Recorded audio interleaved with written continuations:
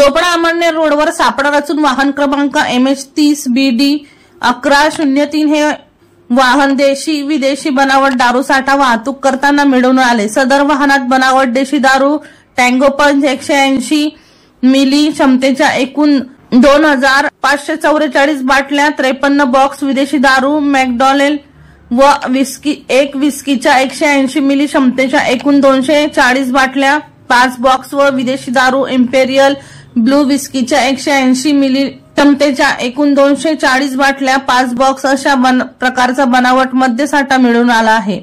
असा अवैध बनावट मद्यसाठा व वाहन असा एकूण किंमत रुपये 5,79,480 चा मुद्देमाल जप्त केला आहे।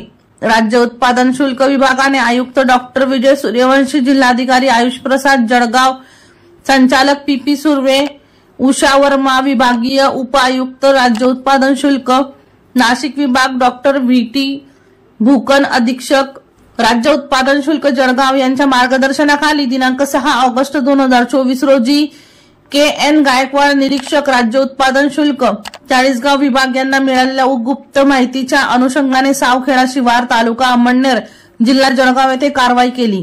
या वाहनासोबत मिळून आलेले इसम शुभम पाटील राहणार अरुण नगर चोपडा व कैलास वाघ राहणार श्रीरामनगर 2 चोपडा यांच्या विरुद्ध महाराष्ट्र दारूबंदी अधिनियम अन्वये गुन्हा नोंद केलेला आहे। दीपक राठोड यांचा रिपोर्ट DR न्यूज जळगाव।